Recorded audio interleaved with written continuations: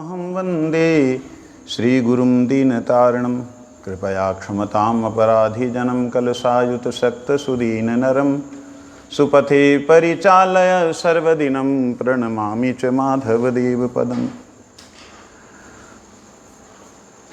वञ्चाकल्पतरुभ्यश्च कृपासिन्धुभैव च पतितानां पावनेभ्यो वैष्णवभ्यो नमो नमः। नमो भक्तिविनोदाय सच्चिदानन्दनामिने गौरशक्तिस्वरूपाय रूपानुगवरायते गौरविर्भावभूमिस्त्वं निर्दिष्टसज्जना प्रिया वैष्णवसार्वभौम श्रीजगन्नाथाय ते नमः। वञ्चाकल्पतरुभ्यश्च कृपासिन्धुभैव च पतितानां पावनेभ्यो वैष्णवभ्यो नमो नमः। नमो महावदन्याय कृष्ण प्रेम प्रदायते कृष्णाय कृष्ण चैतन्य नामिने गौरत्विषे नमः। क्षमा चाहता हूँ, आज थोड़ी देरी हो गई। मुंडन थे, मुंडन के कारण और कुछ सेवा थी जिसके कारण देरी हुई। आज हम लोग चतुर्थ अध्याय का जैव धर्म चतुर्थ अध्याय 47 नंबर जो पेज है उसमें श्रवण करेंगे दूसरा पहरा।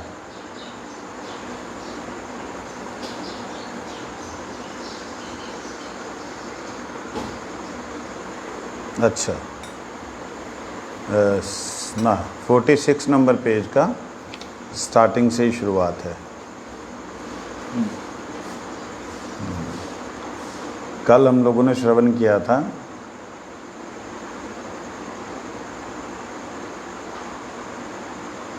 भगवान के जो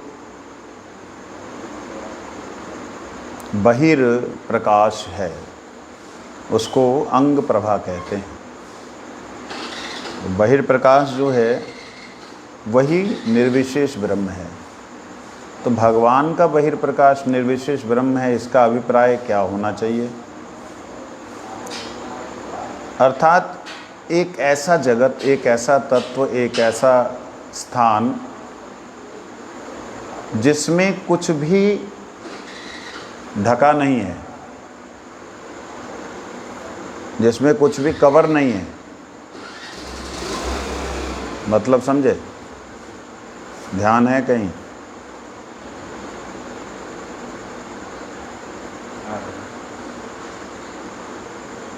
जिसमें कुछ भी ढका नहीं है, सब चिन्मय है। जैसे हम चिन्मय होते हुए भी, हम चैतन्य स्वरूप होते हुए भी, हम स्वयं प्रकाशमान होते हुए भी, हम प्रकाशक होते हुए भी, स्वयं प्रकाशमान जो तत्व होता है वो प्रकाशक होता है ना? तो हम स्वयं प्रकाशमान, प्रकाशक, स्वयं प्रकाश तत्व होने पर भी हम अपने आप को प्रकाशित नहीं कर पाते। हम बिना प्रकाश के कोई चीज़ देख नहीं पाते। आज हमारी स्थिति ये है। लेकिन वहाँ पर ऐसे कोई भी चीज़, कोई भी जीव, कोई भी तत्व ढका नहीं हुआ है। किससे? किसी आवरण से, किसी पर्दे से। जैसे उदाहरण के लिए वहाँ पे जो वस्त्र हैं पहने हुए, उन वस्त्रों के बारे में वर्णन है। अग्निधौत वस्त्र, अग्निधौत वस्त्र, जो अग्नि के द्वारा धुलाई होती है। धुलाई तो होती नहीं क्योंकि वहाँ गंदा होता ही नहीं है, लेकिन उसको शब्द ऐसा प्रयोग किया गया कि क्या वो मलिन नहीं होते? कभी कहते जो अग्नि है वो कभी मलिन होती है? नहीं, इसलिए अग्निधौत वस्त्र।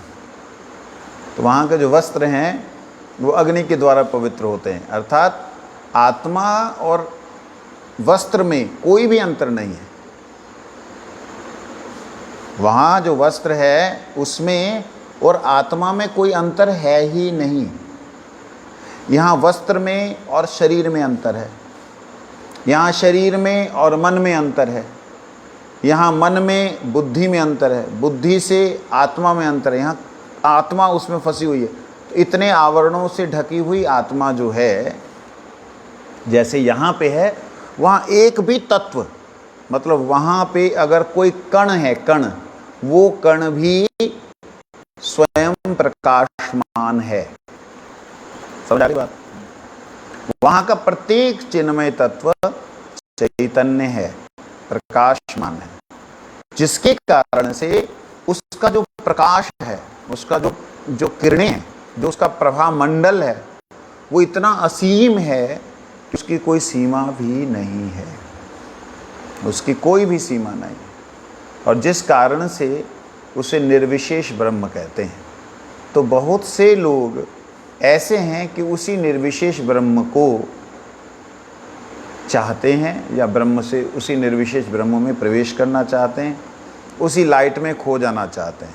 जैसे कि अभी बरसातें हो रही हैं, थोड़ी देर और बाद पतंगे निकलेंगे, वो कीड़े होते हैं जो बड़े फड़फड़ाते लंबे लंबे पंख होते हैं, वो अग्नि की तरफ दौड़ते हैं और जल के भस्म हो जाते हैं, अग्नि की तरफ दौड़ते जल के भस्म हो जाते हैं। ऐसे ही जो केवल दिव्यता की तरफ, जो केवल चैतन्यता की तरफ आकर्षित होते हैं, जो केवल स्वयं को ब्रह्म समझते हुए ब्रह्म में ही विलीन होना चाहते हैं, उन लोगों को वह गति मिलती है।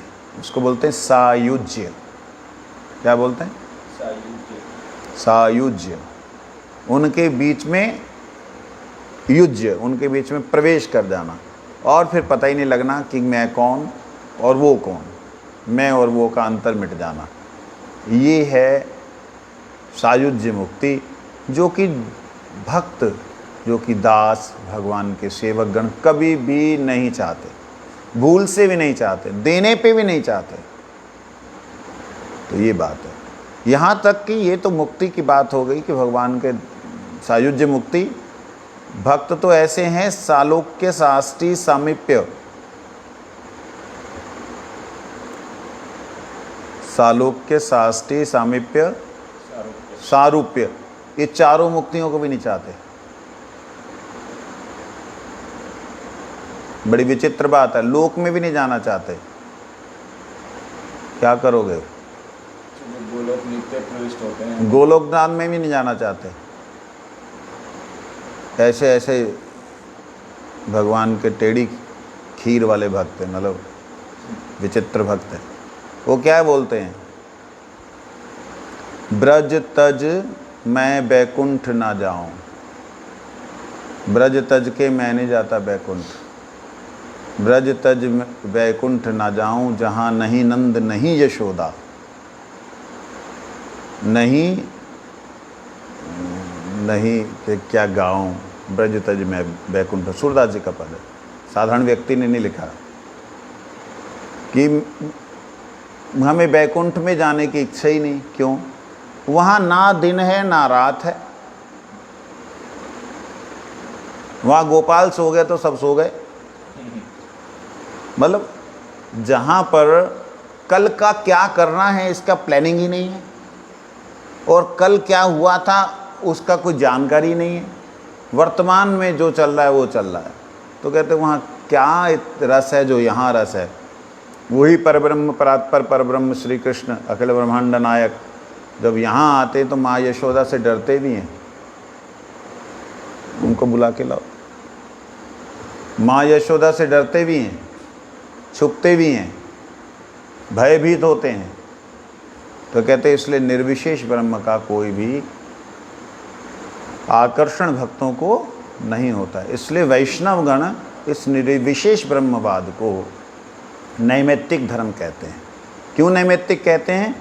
ये तो मुक्ति है, मुक्ति को नैमित्तिक क्यों कहा? कहते हैं कि संसार के दुख से दुखी हुए इसलिए मुक्ति चाहिए, और ये निमित्त जैसे ही खत्म होगा मुक्ति वाला, उसके बाद शून्य, फिर उससे ज़रूरत ही नहीं है, ना ब्रह्म की ज़रूरत पड़ेगी ना किसी की। इसलिए नित्य धर्म नहीं हो सकता, वैष्णव धर्म नित्य धर्म है। आगे कहते हैं यही परमात्मा या ईश्वर तत्व है। ऐश्वर्य प्रधान प्रकाश में वे परव्योम में वैकुंठ में नारायण हैं, और वही अपने माधुर्य प्रकाश वृंदावन में गोपी जन वल्लभ श्री कृष्णचंद्र हैं। क्या कह रहे हैं? 46 नंबर पेज। कहते उनकी ऐसी शक्ति जीव और जगत की सृष्टि कर अपने अंश से परमात्मा के रूप में जगत परमात्मा के रूप से जगत में प्रवेश करती है। उनकी ऐसी शक्ति मतलब उनकी ऐश्वर्य शक्ति, उनकी ईश्वरीय शक्ति। अब ईश्वरीय शक्ति बोलने का मतलब जीव ईश्वर तत्व हो गया।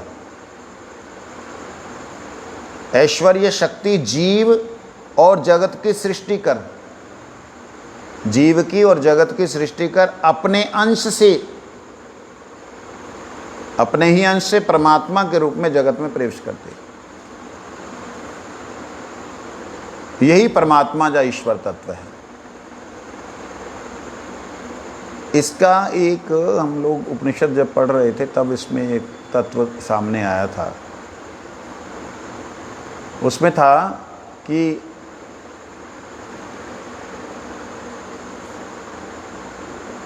जो ईश्वर है, अगर वो ना आता, अगर ईश्वरीय शक्ति ना आती तो जीव जीवन में मतलब जीव का जीवन ना होता। कहने का मतलब जैसे बीज है, कोई भी बीज है, उस बीज में क्या है? जीव है। लेकिन वो जीव किसके द्वारा से आता है? वर्षा के द्वारा। वर्षा रूपी परमात्मा। समझाने के लिए, वर्षा रूपी परमात्मा जब जीव के संयोग में आते हैं तो जीव के अंदर, उस बीज के अंदर जीव की चैतन्यता लाभ होती, चैतन्यता उसको प्राप्त होती। ये बात है। ऐसे ही जितने भी जीव हैं इस जगत में, वो सारे के सारे परमात्मा अर्थात ईश्वर की शक्ति के कारण ही क्रियमान हैं, क्रिया कर रहे हैं। ये बात है। यहाँ पर इसको निकालो, 46 नंबर पेज।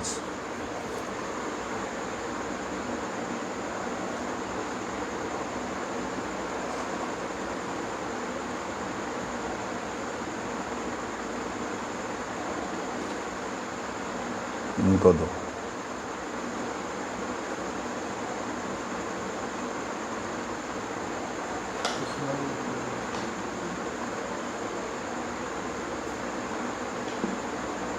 यही परमात्मा या ईश्वर तत्व है। ऐश्वर्य प्रधान प्रकाश में भी परव्योम में, कहाँ? ऐश्वर्य प्रधान प्रकाश में, ऐश्वर्य प्रधान प्रकाश, वैकुंठों का दिव्य आलोक ब्रह्म। परव्योम में, परव्योम मतलब एक तो आकाश है। आकाश होता है इस संसार के अंदर जितने भी ब्रह्मांड हैं, वो ब्रह्मांड जिसमें अवस्थित हैं उसे आकाश कहते हैं। एक है महाआकाश, जिसमें ये आकाश स्थित है ना? बुद्धि से बाहर की बात है। इसलिए आकाश को कहते हैं व्योम, महाव्योम, परव्योम। तो व्योम जिसको कहते हैं परव्योम मतलब परमात्मा का व्योम, परमात्मा का मंडल आकाश। उसको आकाश शब्द के द्वारा संबोधन नहीं किया गया, व्योम शब्द के द्वारा प्रयोग किया। तो कहते हैं वो परव्योम जो है, उस परव्योम में वैकुंठ है। उस परम आकाश में, परम शून्य में वैकुंठ है। उनमें वैकुंठों में नारायण हैं। और वो जो नारायण हैं वो महाऐश्वर्यशाली हैं। उन महाऐश्वर्यशाली नारायण के वैकुंठ का प्रकाश, जिसे ब्रह्म कहते हैं, वो है कहते। और वही अपने माधुर्य प्रकाश वृंदावन में गोपी जन वल्लभ श्री कृष्ण हैं। पहली 3 लाइनों को दोबारा से पढ़ें, देखें। यही परमात्मा, कौन परमात्मा? पहला, यही परमात्मा या ईश्वर तत्व है। कौन सा तत्व के बारे में बोला? किसके बारे में बोल रहे हैं? भगवान के बारे में। किसके बारे में बोल रहे हैं? वो ब्रह्म भी है और वही परमात्मा भी है, और यही जो परमात्मा है ये ऐश्वर्य स्वरूप से एक रूप में वैकुंठाधिपति हैं, नारायण स्वरूप से हैं, और वही नारायण माधुर्य रूप से श्री गोपी जन वल्लभ रूप से हैं। अब समझ में आई? अब यहाँ पे नारायण और कृष्ण में कोई अंतर है? कुछ लोग अंतर करते हैं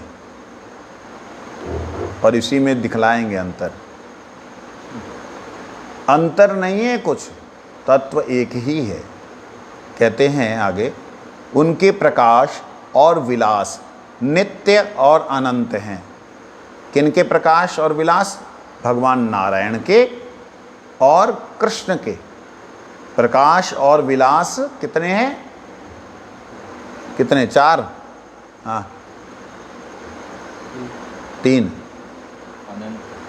अभी बोल रहा हूं, उसको सुन नहीं रहा। अनंत हैं, उनके समान कोई या कुछ भी नहीं है। उनसे अधिक अर्थात श्रेष्ठ होने की तो बात ही क्या है, उनके समान भी कोई नहीं है। कल एक क्वेश्चन किया था, क्या था? भगवान और जो भगवान की जितनी सारी मूर्तियां हैं, जिनके जैसे कि राम, नरसिंह, इनमें और श्री कृष्ण भगवान में क्या अंतर है? लोगों ने जवाब नहीं दिया। देखा नहीं, मैंने भी नहीं देखा। देखिए, जितने भी भगवत अवतार हैं तो कृष्ण से। जब कृष्ण से तो सारे ही कृष्ण होने चाहिए कि सभी को कृष्ण कहा जाए, या सभी विष्णु से हैं तो विष्णु होने चाहिए, सबका नाम विष्णु होना चाहिए। सिर्फ अंतर है कि रसो वैसा, जो रसों की विग्रह हैं अर्थात जिनमें सभी प्रकार से सब प्रकार के भावों का समावेश है, जिनसे ही सारे के सारे भाव प्रकट होते हैं। भाव का मतलब क्या होता है? क्या होता है? हाँ? भाव मतलब हृदय की तरंगी, जो तरंगे दास रूप से, जो तरंगे सखा रूप से, जो तरंगे सखा रूप से, जो तरंगे माता वात्सल्य रूप से, जो तरंगे मधुर भाव में, या जो तरंगे विरोध के रूप में, जो तरंगे आनंद के रूप में, जो तरंगे शांत के स्वरूप में हो, ये सारे हृदय के अंतर्गत भाव हैं। ये भाव जो जीव में आए हैं, इसके कारण हैं वह अखिल ब्रह्मांड नायक परात्पर पर ब्रह्म श्री कृष्ण। अगर उनमें है तभी जीवों में ये हल्का सा दिखलाई देता है, छाया के रूप में दिखलाई देता है। जो हमारे भीतर जो ये प्रेम के भाव निकलते हैं, जो प्रकट होते हैं, ये भगवान के ही भाव इस जगत में छाया के रूप में रहते हैं। और छाया में व्यक्ति को हमेशा दुख ही मिलता है, सुख नहीं मिलता है। छाया में, अंधेरे में क्या मिलेगा? दुख ही मिलेगा। तो इसलिए क्या कहते हैं,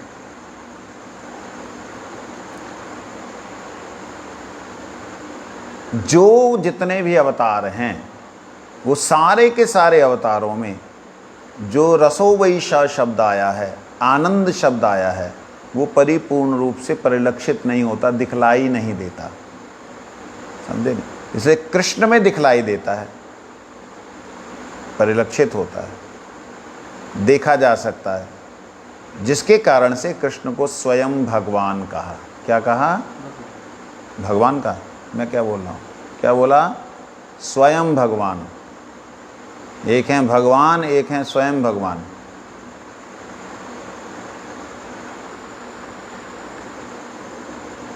स्वयं भगवान और भगवान में अंतर क्या होता है? जिनकी भगवत्ता से, जिनकी शक्ति से दूसरे शक्तिमान हैं। जैसे पुलिस में आपके एसएसपी भी आते हैं, आईजी भी आते हैं, डीआईजी भी आते हैं, सारे पुलिस हैं, ठीक है। और इसके ऊपर जब चले जाते हैं सेना भी आती है, इसके ऊपर चले जाते तो राष्ट्रपति भी आते हैं, सुरक्षा मंत्री आते हैं, फिर राष्ट्रपति आते हैं। तो ये सारे के सारे क्या हो गए, एक दृष्टि से क्या हो गए, पॉलिसी हो गए।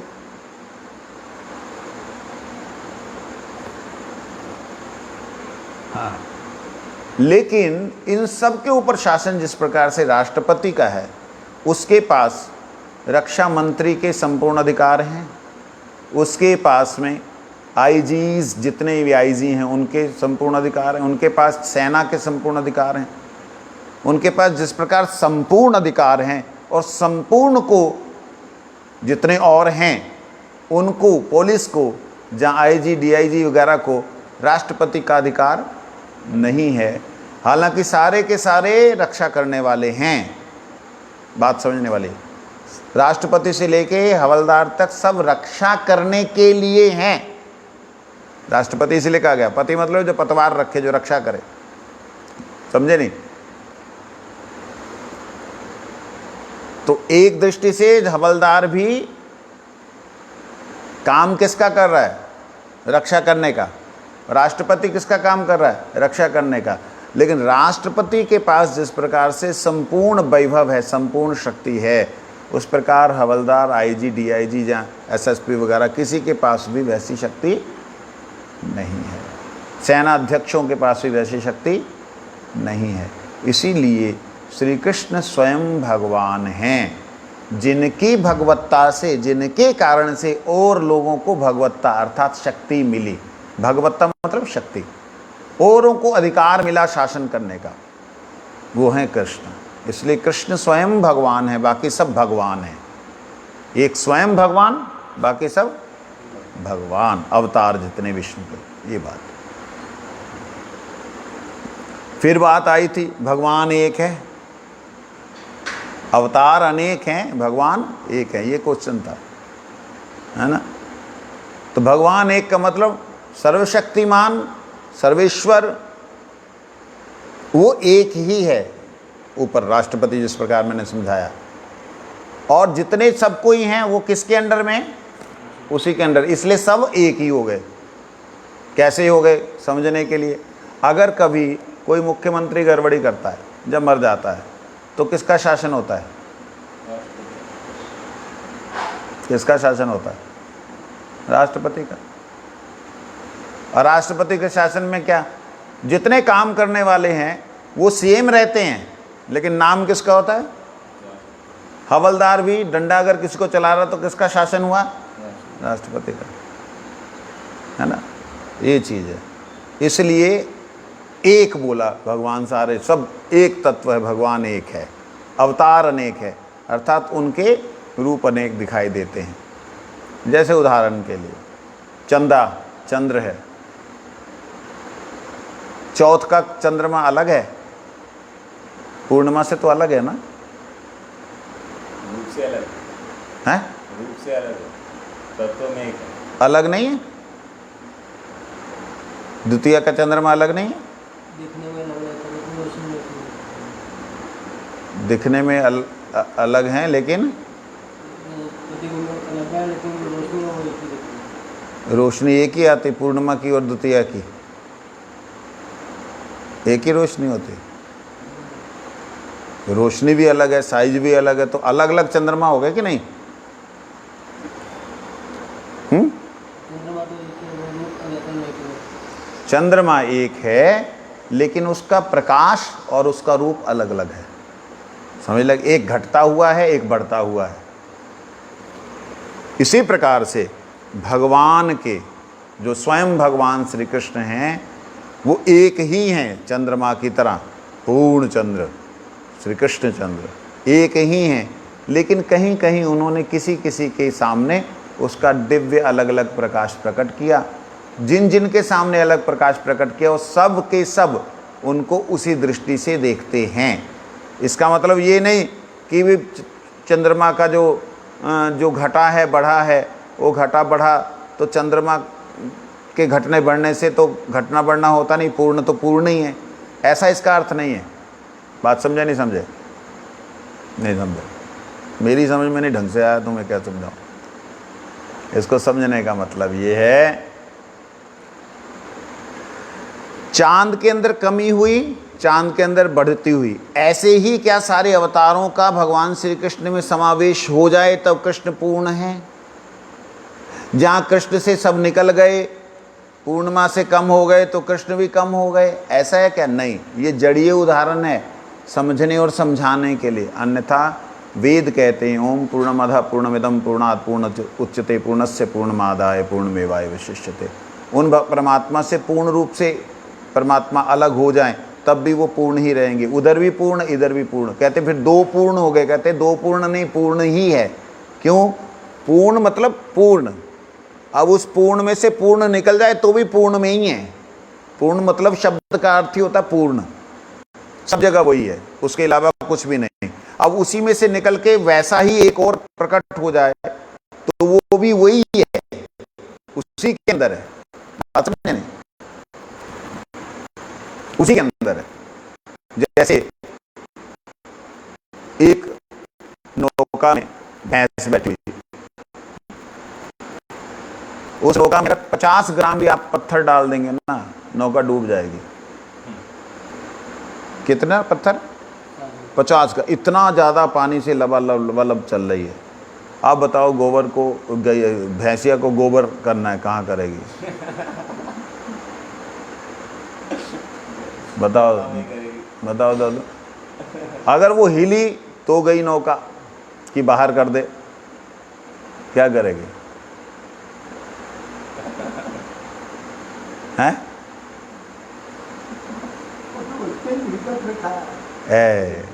उसके भीतर ही था गोबर।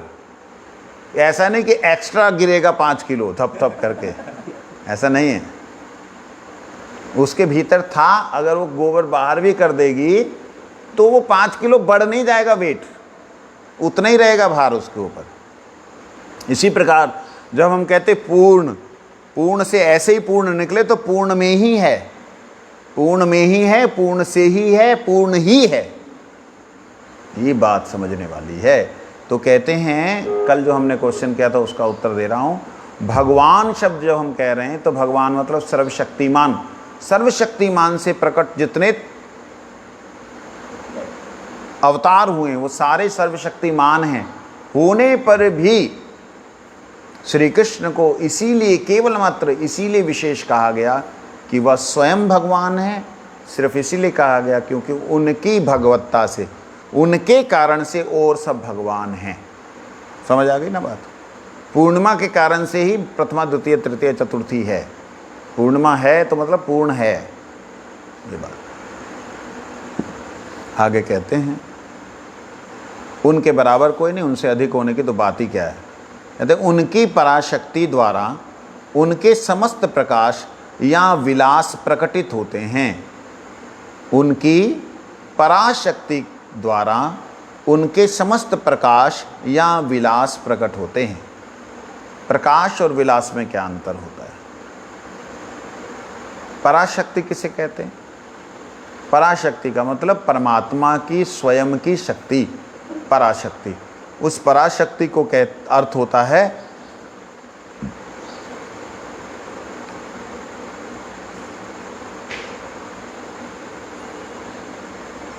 जैसे मेरी शक्ति, मैं अपनी शक्ति का प्रयोग हाथ दबा करके कर सकता हूं, तो ये मेरी शक्ति है, मैं कितना दबा रहा हूं। ऐसे ही परमात्मा की जो शक्ति है वो परमात्मा की शक्ति पराशक्ति कहलाती है। वह पराशक्ति कौन है? बल। बल है भगवान का। शक्ति का मतलब क्या होता है? बल। और बल कौन है? बल बलराम। कौन है? वही पराशक्ति है। दादा रानी तो फिर पराशक्ति होने पे फिर वो उनके अंदर वो नहीं, भाव नहीं है ना, पालन का भाव नहीं है, पालन का भाव नहीं है राधा रानी। तो पराशक्ति के अनेक प्रकाश और विलास है। कि प्रकाश कौन है और विलास क्या है? उस पराशक्ति के प्रकाश और विलास भगवान के जितने वैकुंठ हैं वो प्रकाश हैं, जितने उन वैकुंठों में रहने वाले भगवान के नारायण स्वरूप में सारे विलास हैं। जैसे गोलोक है वो किसका प्रकाश है? बलदेव जी का। बलदेव स्वयं गोलोक के रूप में विराजमान है, ऐसे वैकुंठ के रूप में विराजमान है। इस तरीके से कहते पराशक्ति के अनेक विक्रम हैं। पराशक्ति के अनेक विक्रम है। विक्रम शब्द का अर्थ क्या होता है?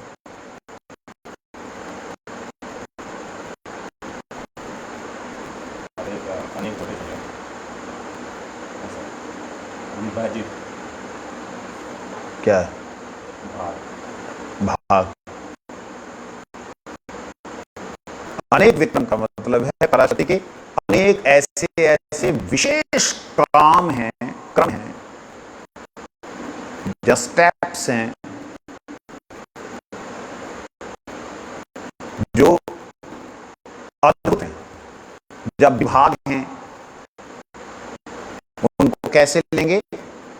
पराशक्ति के अनेक विक्रम हैं जिनमें से जीवों के निकट केवल 3 विक्रम परिचित हैं। जीव केवल 3 ही विक्रमों को जानता है। उसके जो किए हुए कार्य हैं, पराशक्ति किए हुए कार्य, उन किए हुए कार्यों को केवल जीव केवल मात्र 3 को ही उनकी कृपा से जाता है। पहला है चित्त विक्रम। पहला क्या है? चित्त विक्रम, जिसके द्वारा उनकी लीला संबंधी सब कुछ सिद्ध होता है। चित्त विक्रम अर्थात जितने भी लीला हैं उनके द्वारा ही, उस चित्त शक्ति के द्वारा, चित्त विक्रम के द्वारा वो सारा का सारा लीला जो है उनके द्वारा ही संपादित होती है। दूसरे का नाम है जीव विक्रम। चित्त विक्रम के अंदर देखो सारे वैकुंठ आ गए, सारा चैतन्य जगत आ गया। और जीव विक्रम के अंदर तटस्थ विक्रम है, मतलब जीव शक्ति। जीव शक्ति कहते जिसमें अनंत जीवों का उदय और अवस्थान होता है। अनंत जीव जिसमें उदय होते हैं और अवस्थान करते हैं। ब्रह्म ही कह सकते हैं, लेकिन ब्रह्म ज्योति से भी एक ऐसी जगह जहाँ पे ब्रह्म ज्योति पूर्ण रूप से प्रकाशित नहीं, माया का थोड़ा आवरण, थोड़ा सा वहाँ पे शुरुआत होती है। और तीसरे का नाम है माया विक्रम। विक्रम शब्द मतलब शक्ति, जीव शक्ति, माया शक्ति, चित्त शक्ति। शक्ति मतलब बल, क्रिया, बल या क्रिया या शक्ति, कुछ भी बोल सकते हैं। जिसके द्वारा माया शक्ति, माया विक्रम, भगवान का किए जाना वाला जो कार्य माया, वो भी भगवान का कार्य है। कैसे भगवान का कार्य हो गया? अब जो चांद के ऊपर जो प्रकाश आता है किसके कारण से आता है? हमको चांद से रोशनी मिलती, किसके कारण से मिलती? सूर्य के कारण से। अंधेरा किसके कारण से आता है? सूरज के कारण से ना। अगर सूरज ना ही हो तो अंधेरा बनेगा कैसे? पृथ्वी के इधर से उधर ना जाए तो अंधेरा होगा ही नहीं। अंधेरे का भी कारण एक दृष्टि से कौन है? सूरज।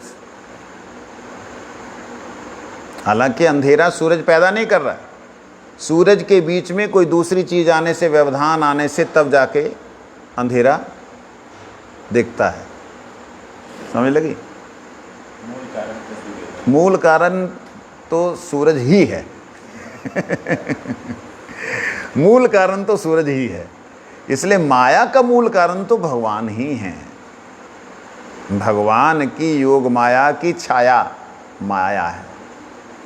तो योग माया भगवान के सामने है, इसलिए उसकी पीठ के पीछे छाया है। छाया ही माया जो है परमात्मा की माया है। तो इसलिए ये जो माया से जो सृष्टि हुई है, कहते जिसके द्वारा जगत के समस्त माइक वस्तु, माइक मतलब माया से बनी हुई वस्तु, समय, काल और कर्म की सृष्टि हुई, काल की सृष्टि हुई, कर्म की सृष्टि हुई। कहते जीव के साथ भगवान का, भगवान के साथ जीव का, और जड़ का तथा जड़ के साथ भगवान और जीव का जो संबंध है उसे संबंध तत्व कहते हैं। संबंध तत्व, इस विषय की चर्चा चल रही है। संबंध तत्व किसे कहते हैं? माया से जीव का क्या संबंध है? माया मतलब शरीर। माया का मतलब पैसा नहीं, पैसा तो बहुत दूर हो गया, कई लोग माया बोलने से पैसा समझते हैं। ये शरीर माया है। माया मतलब जो है जैसा वैसा दिखता नहीं। जैसे ये मुर्दा है, मुर्दा लग रहा है, ये दुख स्वरूप है, दुख स्वरूप लग रहा है, इसी में सुख की चेष्टा करते हैं जी। ये जड़ है, क्रिया नहीं करता, लेकिन लगता है जड़ है। इसका तो एक ही बाल कहीं से पकड़ के खींचो तो पता लगेगा। हाँ वही तो, ऐसे ही किया करो, है ना, कथा के बीच में वो पता लगेगा जड़ है कि नहीं। ये सारे का सारा जो शरीर के अंदर जो जड़ तत्व है, वो जड़ तत्व का जीव के साथ क्या संबंध है कि जो इसमें बैठा हुआ है, ये जानना नहीं क्यों इसमें हूं मैं, इसका ज्ञान प्राप्त नहीं करना, क्या संबंध क्या है, बिना संबंध के क्यों बैठा हुआ है। ये जो माया का जीव से संबंध है, ये बहुत गहरा संबंध है। लेकिन महाराज हाँ, ये शरीर ने तो आत्मा को पकड़ रखा है नहीं? शरीर कैसे पकड़ सकता है? जड़ वस्तु, जड़ चीज कैसे पकड़ सकती है चेतन तत्व को, और वो भी सूक्ष्म तत्व को। तू हवा को अपने हाथ में रोक लेगा? नहीं रोक सकता। इसलिए जब निकलना है, क्या शरीर रोक कर रख सकता है? पकड़ के रख सकता है शरीर आत्मा को? जब आत्मा ने जाना है तो क्या पकड़ के रख सकता है? सूक्ष्म शरीर भी तो है महाराज। हाँ, सूक्ष्म शरीर की ले लो, मन बुद्धि अहंकार। जब सोते हो तो क्या पकड़ के रखते हो उसको कि भाई कोई सपना नहीं आना चाहिए?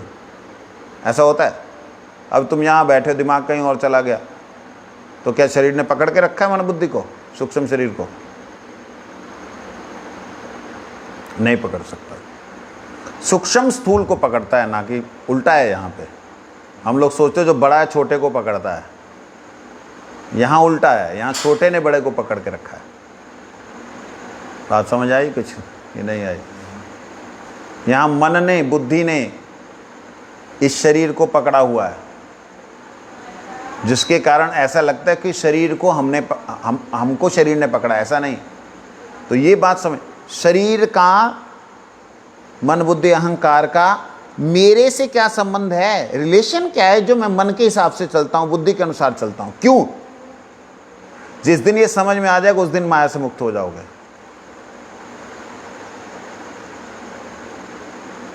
जिस दिन समझ में आ जाएगा उसी दिन माया से मुक्त हो जाओगे। ये समझ में नहीं आया, समझ में आने का मतलब समझ में आना, समझ आना नहीं, समझ आ गया, समझ में आना, भीतर चले जाना, आत्मा की चैतन्यता में बैठ जाना कि क्या है ये शरीर, किस शरीर को मैं देख करके सुख लेने की इच्छा कर रहा हूं, है क्या इसमें। वो जब आत्म चैतन्य जगता है ना, तब देखता है क्या, क्या लेके, किसको क्या कर रहे हैं। समझे नहीं बात को? तो मेरा माया से मतलब शरीर, माया मतलब मन बुद्धि अहंकार, मेरा इनसे क्या संबंध है, अथवा माया का मेरे से क्या संबंध है? या बिना बात के बैठे हुए हैं, बिना संबंध के। आप बिना रिश्तेदारी के किसी के घर में जाके बैठ जाओगे? बताओ, कोई यारी दोस्ती बिना रिश्ते नातेदारी के किसी के घर में घुस जाओगे? हाँ? तो माया के यहाँ कैसे घुस गए? दोस्ती में भगवान की है ना, इसलिए मैं भी भगवान का, माया भी भगवान की, इसलिए घुस गए। इसलिए गड़बड़ी हो गई। माया भी भगवान की है, मैं भी भगवान का हूँ, तो भगवान की माया में चले जाओ। जाओ, यही माया में फंसने का कारण है। इसलिए यहाँ कहते हैं संबंध तत्व क्या है, उसको ध्यान से समझो। कहते जीव का जड़ के साथ, जीव का जड़ के साथ और जड़ का जीव के साथ संबंध, दोनों अंतर हैं। बात समझने वाली है, दोनों में अंतर है। अब मैं इसका उदाहरण समझाता हूं आपको।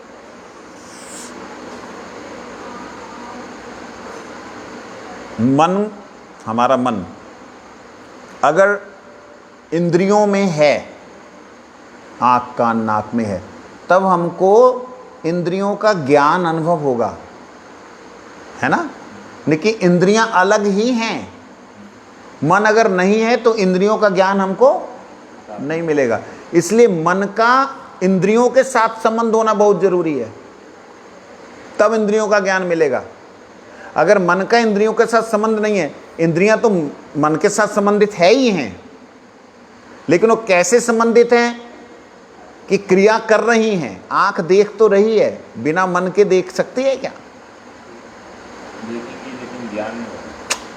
तो अगर मन नहीं है तो ज्ञान नहीं होगा, लेकिन उसको दिखाई तो दे रहा है सब कुछ। बात समझे नहीं? मैं ड्राइविंग कर रहा था तो आंखें मेरी खुली हुई हैं, बड़े तीव्र गति से जा रहा हूँ, बड़े तेज चला रहा हूँ। तो अचानक से एक ट्रक जो है मेरे पास से गुजरा, बड़ा सा करके। मैंने कहा ये क्या था, ध्यान दीजिएगा। मैं कहा ये क्या था, अरे मेरे को तो नींद आ रही है। मेरी इंद्रियां रोड पे हैं, आंखें खुली हुई हैं, मन जो है वो सोने लगा है, थक गया, वो सोने लगा। आंखें खुली हैं, खुली होने पर भी मन सो रहा है, मन का ध्यान कहीं और चला गया। सामने रोड नज़र आ रही है, मैं ड्राइविंग ठीक कर रहा हूँ, रोड मतलब बचते हुए जा रहा हूँ, लेकिन जैसे ही वो ट्रक निकला हुस करके मैंने कहा अरे मैं तो सो रहा हूँ। तो शरीर का असल, मन को अब शरीर ले लीजिए, ठीक है, माया ले लीजिए, जड़ ले लीजिए। आत्मा का मतलब बुद्धि, बुद्धि का शरीर के साथ संबंध है। अगर वो संबंध है तब वो शरीर की सारी क्रियाओं का अनुभव कर सकती है। और शरीर का अगर बुद्धि के साथ संबंध, वो तो है ही है संबंध, लेकिन अगर उसके साथ संबंध है होने पर भी अगर सब कुछ क्रियाएं कर रही है, तब भी वो उससे अलग रह सकती है। ये बात को समझने के लिए आपको अनुभव की जरूरत है। जैसे उदाहरण के लिए शिव जी ने देवी को एकदम, शिव जी ने कोई वस्त्र धारण नहीं किए हुए हैं, देवी को अपनी गोद में बैठाया हुआ और एकदम हरि कथा सुना रहे। चित्रकेतु के मन में आया, बड़े ऋषिगण सुन रहे हैं कथा, चित्रकेतु के मन में आ रहे, ये बाबा जो है इस प्रकार बैठे हुए हैं, लोग क्या कहेंगे, लोग तो गलत समझेंगे। तो वो मुस्कुरा पड़े, बाबा क्या करते हो आप भी। दुर्गा जी को गुस्सा आ गया। माया देखिए, शिव के साथ बैठी हुई माया अलग क्रिया कर रही है। माया की क्रिया अलग है, शरीर की क्रिया अलग है, मन की क्रिया शरीर के साथ युक्त होने के बाद अलग है। माँ अभिशाप दे दिया, जा असुर हो जा, वित्रासुर हुआ। शिव जी ने कहा तुमने अभिशाप किसको दिया? कहते उसको देखो, हंस पड़ा। कहते पगली, वो मेरा गुरु भाई है, मैं भी अनंत का सेवक हूँ, वो भी अनंत के सेवक हैं। अगर वो चाहे अभिशाप दे सकता था तुम्हें, लेकिन उन्हें अभिशाप नहीं दिया। दे सकता था, इतना बलशाली था कि दुर्गा जी को अभिशाप दे सकता था, सोचो, नहीं दिया, शिरोधार्य कर लिया। तो कहने का मतलब शरीर से आत्मा का संबंध, आत्मा का शरीर से संबंध, इन दोनों संबंधों को जब कोई व्यक्ति जान ले, या एक को भी जान ले, तो माया से मुक्त हो सकता है। ऐसे जीव जो माया से मुक्त होते हैं उन्हें मुक्ति मिलती है। क्या मिलता है? मुक्ति, मोक्ष, साजुज्य हो या शांत हो, बस मिल जाता है, बस उसको काम हो जाता है। क्योंकि इसने माया को समझ लिया, माया से फिर वो कहता अब माया में लिप्त नहीं होना, माया मेरे से पूरी तरह अलग है, ऐसे सोच करके उसमें हट जाता है। हाँ महाराज श्री, जीव के साथ में क्या संबंध है, वो समझ नहीं आया। माया का जीव के साथ संबंध ऐसा ही है कि जब जीव शब्द आया तभी माया उसके साथ संयुक्त हुई। माया अभिमान के रूप में जीव के साथ में, अभिमान के रूप में जीव के साथ में। कौन सा अभिमान? जड़ अभिमान।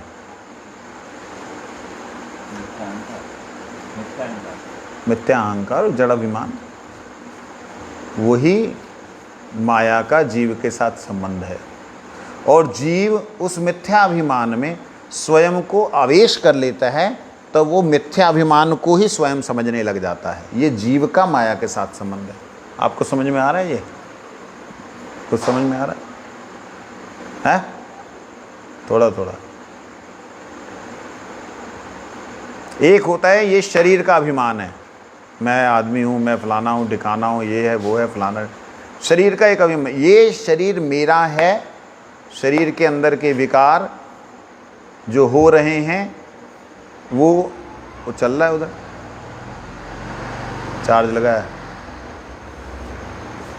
ये शरीर मेरा है, ये एक भाव है, और मैं शरीर हूँ, ये एक भाव है। शरीर मेरा है मतलब माया का संबंध मेरे से, माया का संबंध मेरे से। मैं शरीर हूं, ये मेरा संबंध माया से। मोटी बात समझने के लिए, ऐसे इतने से हो नहीं जाएगा, मोटी बात समझने के लिए समझाइए। ऐसे ही कहते हैं। दूसरी बात है, भगवान का जीव के साथ जो संबंध है,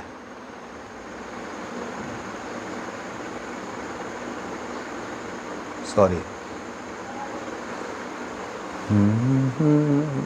हाँ, भगवान का जीव के साथ जो संबंध है उसे संबंध तत्व कहते हैं। भगवान और जीव का जो आपसी संबंध है वही वास्तविकता में क्या है? संबंध तत्व।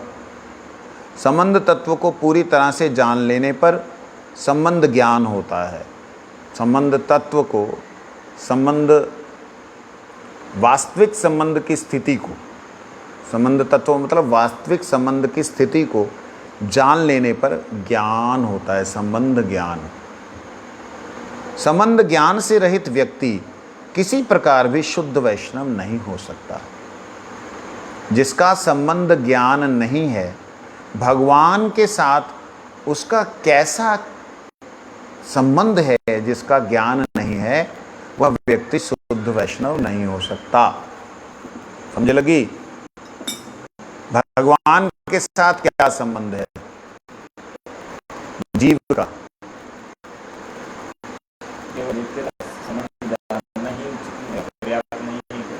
क्या पर्याप्त है? सो तो सारे ही हैं, जानो या ना जानो, सब नित्य कृष्णदास है। लेकिन नित्य कृष्णदास डायरेक्ट नहीं है। डायरेक्ट हैं बलराम जी से। हाँ, बलराम जी हो चाहे कोई हो, कृष्ण तो कृष्ण ही है, सच्चिदानंद है, सत है, चिद है, नंद है, कुछ भी है। वैकुंठाधिपति के प्रति भी शरणागति दासी है। लेकिन जीव का शिव के साथ में ही डायरेक्ट संबंध है, फिर कृष्ण के साथ तो उनके वजह से। जीव का जो संबंध है वो कृष्ण के साथ में कृष्ण की शक्ति के कारण से है। अब कृष्ण की शक्ति कृष्ण से अलग तो है नहीं, एक ही है। उस दृष्टि से कृष्ण का दासत्व उसका कहा गया है, परंतु ये संबंध होना कोई संबंध नहीं है। ये संबंध को संबंध नहीं कहा जा सकता। संबंध ज्ञान का मतलब मैं कैसा हूँ, कैसा दिखता हूँ, मेरी स्वयं की जो ऊर्जा है वो कैसी है, ये अनुभव को जो जीव करता है उसका जो भगवान के साथ में रिलेशन बनता है, संबंध बनता है, वह संबंध ज्ञान। जब तक वह संबंध ज्ञान नहीं होता, चाहे वो शांत भाव से है, चाहे दास्य भाव से है, चाहे सखा भाव से है, चाहे वात्सल्य भाव से है, चाहे मधुर भाव से है। ठीक है ना? क्या होता है मधुर भाव?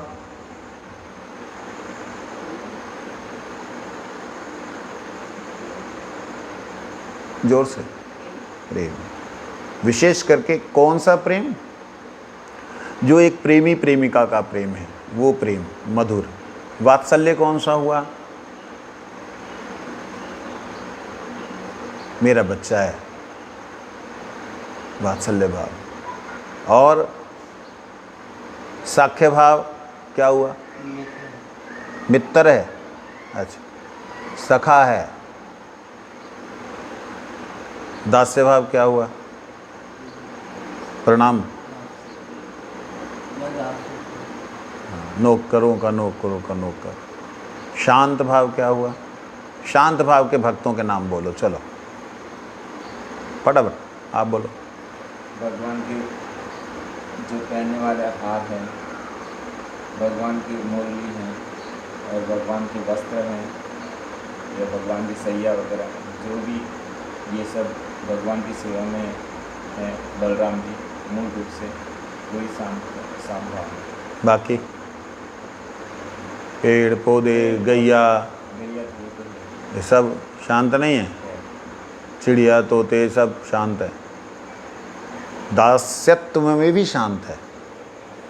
पूर्ण शांत, दासत्व शांत। पूर्ण शांत में क्या आ जाता है? वहाँ के रजकण, जो धाम नित्य धाम है ना, उसके जो रजकण हैं, वो रजकण जीवात्माएं हैं, अलग अलग जीवात्माएं। एक वो भाव है कि मैं ऐसे उनके चरणों की रज बन करके अपना अनंत काल तक चरणों की, एक बार मेरे को स्पर्श कर दिया बस, उसके बाद अनंत काल तक उसी स्पर्श सुख में डूबी रहूं। ये रजकण की भावना है। ये मजाक है क्या? भगवान के भाव को लिया तो ले ही लिया,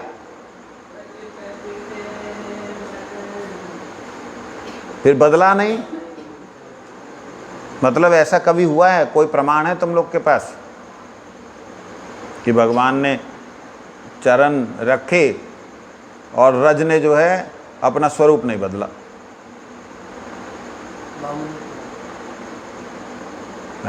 है कोई?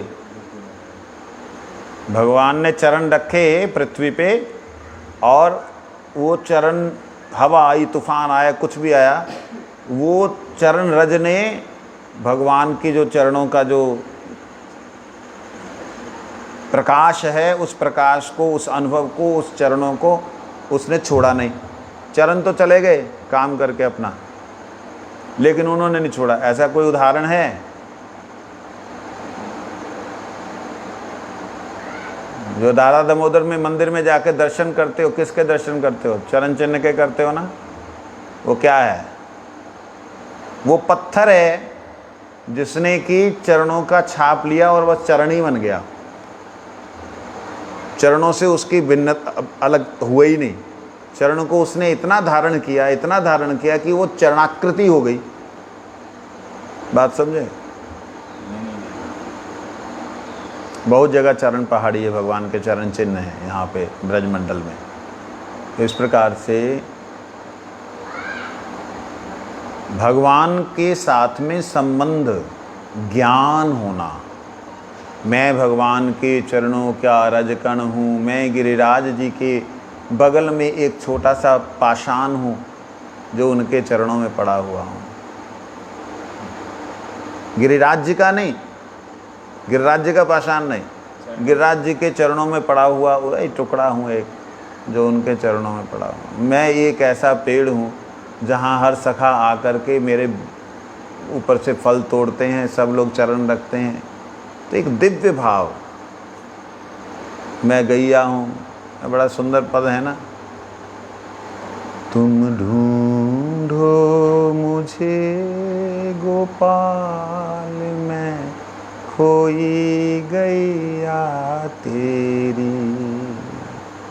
तुम ढूंढो मुझे गोपाल, मैं खोई गैया तेरी। पांच तत्व से आकी जाए, पांच तत्व की ये देही, पांच विकार से हाकी जाए, पांच तत्व की ये देही।